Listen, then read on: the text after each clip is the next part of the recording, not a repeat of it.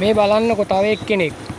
මෙයා කොහේ ඉඳලා ගෙනාපු එක්කෙනෙක්ද බලන්න මේ හොඳ ගෙදර හදපු හොඳ බල්ලෙක්. හරිද?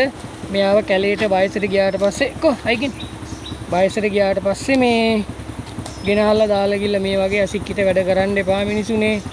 මේ අහිංසක සත්තු පොඩි කාලේ හදලා වයසට ගියාට පස්සේ මහා පාරේ දාලා යන්න එපා. මේ බලන්න දැන් මේ සතා කාට කියලා කියන්නද මං හිටියේ අහවල් තැන කියලා. මේව කරන්න එපා ළමයින්ටත් එක්ක හෙන ගහනවා. අහිංසක සත්තු හදන්න බැරි නම් හදන්න එපා. තැන් වල දාලා යන්න එපා. බලන්න කොච්චර ලස්සනට ඉන්න සතෙක්ද කියලා මේ. ඒ සතා පොඩි කාලේ හොඳට හදලා අන්තිම මොහොතේ පාරට මහා පාරට ගෙනත් දාලා යනවා. තමන්ගේ අම්මවත් ওই වගේ තමයි මහා පාරට ගෙනල්ලා දාලා යන්නේ. වෙන මොනවද කියන්නකෝ. මොන තරම් අසික්කිත වැඩක්ද මේ.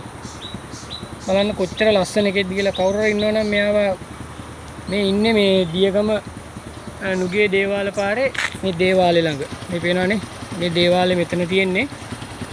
පුළුවන් නම් මේ මෙයාව හදන්න කෙනෙක් ඉන්නවනම් අරන් යන්න. මේ බලන්න කොච්චර අපරාධයක්ද කියලා මේ සත්තුන්ට කරන්නේ.